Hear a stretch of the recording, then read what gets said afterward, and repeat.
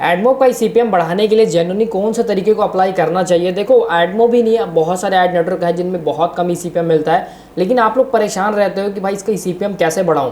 आज की इस वीडियो में आपको कुछ मेथड शेयर करूंगा, कुछ ऐसे चीज़ें बताऊंगा जिनको अप्लाई करके आप लोग डेफिनेटली कि अपने ईसीपीएम को बढ़ा सकते हो। अगर आप लोग नहीं फिर भी आपका ईसीपीएम नहीं बढ़ रहा है तो आप लोग ये देखो कि आपका कीवर्ड का जो बिड है कितना बिड आ रहा है, आई मीन उसका जो उस पर सर्च वॉल्यूम कितना है, उसका बिड कितना है, लो बिड कितना है, टॉप बिड कितना है, और आप लोग कौन सा नेटवर्क को चूज़ कर रहे हो। आई मीन ये सबसे इंपॉर्टेंट है। अगर आप लोगों का ईसीपीएम नहीं बढ़ रहा है, अगर ये चीज़ें अप्लाई करने के बाद भी नहीं बढ़ता है, तो आप लोग को अपने एड नेटवर्क को चेंज करने की ज़रूरत है, जो मैं आपको आगे इन वीडियो में बताऊंगा कि कैसे एड नेटवर्क को चेंज करना है और कौन सा नेटवर्क बेस्ट रहेगा। अगर आप लोग एडमॉब को नहीं यूज़ करना चाहते हो तो बिना टाइम वेस्ट के चलते से अपने स्क्रीन पे और वहाँ पे जाके मैं स्टेप बाय स्टेप आपको इस चीज़ों के बारे में क्लियर करता हूँ, अच्छे से एक्सप्लेन करता हूँ। तो वीडियो को लाइक कर देना, आपके एक लाइक से मुझे बहुत मोटिवेशन मिलता है। चैनल को सब्सक्राइब कर लेना ताकि आने वाली हर एक वीडियो की नोटिफिकेशन जो सबसे पहले आपको देखने को मिलते रहे। तो यहाँ पे मैं आ चुका हूँ अपने स्क्रीन पे और मैंने ओपन कर रखी है भाई अपनी HTML फाइल, जहाँ पे best AdMob setting for high eCPM के बारे में मैंने यहाँ पे डेटा उठाया हुआ है, जो मैं आपको जिसके थ्रू समझाने वाला हूँ। देखो एड फॉर्मेट ऑप्टिमाइजेशन सबसे इंपॉर्टेंट है, जो सबसे हाईएस्ट प्रायोरिटी पे है वो है वीडियो रिवॉल्ट ऐड। लेकिन वीडियो रिवॉल्ट ऐड को यूज़ करने के बहुत सारे क्राइटेरियाज हैं। आपको मैंने पहले ही बताया है कि अगर आप लोग गूगल एडमॉब के वीडियो रिवॉल्ट ऐड को यूज़ करना चाहते हो तो आप लोग ऐसे किसी भी ऐप में यूज़ नहीं कर सकते। उसके लिए आप लोग को कंप्लीटली मतलब एक जैसे कि गेमिंग ऐप होता है या फिर आपको उसके बदले में कुछ देते हो, जैसे गेमिंग ऐप में एक चांस मिलता है, अगर आप लोग बीच में किल हो जाते हो तो आपको एक चांस मिलता है, तो आप लोग एक वीडियो रिवॉर्ड ऐड देखोगे तो आपको एक चांस मिलेगा।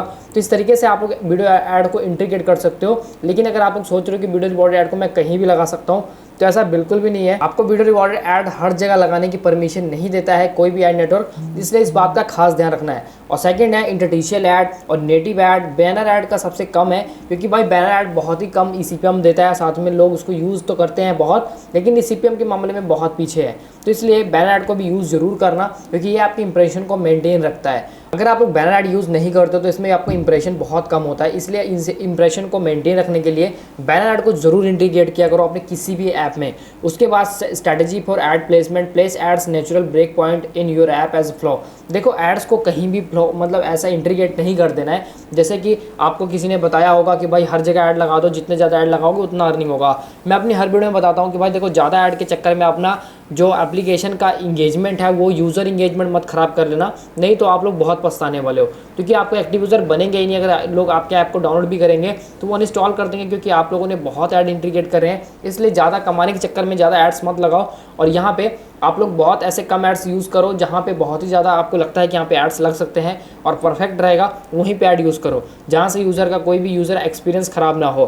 तो ऐड प्लेसमेंट के ऊपर भी मैंने बहुत डिटेल में वीडियोस बनाए हैं, आप लोग मेरे चैनल को विजिट करते हो रेगुलर बेसिस पे तो आपको पता होगा। उसके बाद तीसरा है जियोग्राफिक टारगेटिंग 3 टायर अप्रोच। यहाँ पे Tier 1 सिटीज़ है, Tier 2 सिटीज़ हैं, Tier 3 सिटीज़ हैं। तो देखो Tier 1 सिटीज़ जैसे यूके, कनाडा, ऑस्ट्रेलिया और यूएस, यूनाइटेड स्टेट सेकंड में है आपका। Tier 2 में यूरोप में जापान है, वेस्टर्न है और ऑप्टिमाइज फॉर इंगेजमेंट। उसके बाद थर्ड में है मार्केट इमर्जिंग मार्केटिंग, जैसे कि बहुत सारे Tier 3 सिटीज़ में आते हैं, जैसे इंडिया हो गया, पाकिस्तान हो गया, बांग्लादेश हो गया, ब्राज़ील हो गया, श्रीलंका हो गया। ऐसे बहुत सारे सिटीज़ हैं जो Tier 3 में आते हैं। तो मेरे हिसाब से इन Tier 3 सिटीज़ को टारगेट करने का कोई भी सेंस नहीं बनता है अगर आप लोग अच्छा खासा रेवेन्यू बनाना चाहते हो। देखो सबसे बड़ी प्रॉब्लम यही है, अगर आप लोग किसी भी ऐप को इंडिया में रैंक कराते हो तो आपको ईसीपीएम बहुत कम मिलता है। आज के टाइम में हर किसी का सपना यही है कि भाई मेरा इंडिया में ऐप ना चले, मेरा ऐप बाहर चले, क्योंकि बाहर चलेगा तो मैं ज़्यादा रेवेन्यू बना पाऊंगा, इंडिया में चलेगा तो मुझे पता है कि ना के बराबर रेवेन्यू बनेगा। तो बस इसी चीज़ को आप लोग ध्यान में रखना कि कोई भी ऐप बना रहे हो वो इंडिया में ना टारगेट करके आप लोग यूएस में रैंक कराओ या फिर यूके में रैंक कराओ। वहाँ पे रैंक हो गया तो इंडिया में ऑटोमेटिकली रैंक हो जाएगा। एसईओ करना सबको आता है भाई, एसईओ कर लेते हैं हम लोग, मैं उसके लिए आपको नहीं बोल रहा। एसईओ में भी बहुत तरीके होते हैं, जैसे अगर आप लोग अपने ऐप को यूएस में रैंक कराना चाहते हो तो आपको यूएस के बेस्ड पे ही रिसर्च करना पड़ेगा।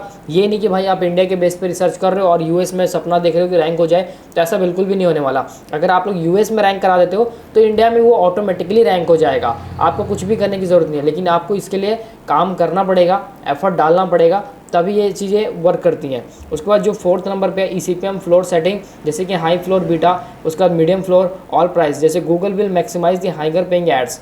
उसके बाद मीडियम फ्लोर है Google will balance higher paying ads fill rate. तो यहाँ पे सबसे पहले तो मैं आपको बताता हूँ कि कीवर्ड बहुत मैटर करता है। अगर आपका कीवर्ड भी अच्छा है फिर भी सीपीएम नहीं मिल रहा है, तब भाई एड नेटवर्क चेंज करने की ज़रूरत है। एड नेटवर्क में से देखो बहुत सारे ऐसे एड नेटवर्क हैं जो बहुत कमाल के हैं, जैसे कि फेसबुक ऑडियंस है, गूगल एडमोब के अल्टरनेटिव बता रहा हूँ, गूगल एड मैनेजर है, यूनिटी है और यहाँ पे अपलविन है, बट इनको मैं रिकमेंड नहीं करूँगा। मैं आपको सिंपल सा रिकमेंड करूँगा गूगल एड मैनेजर।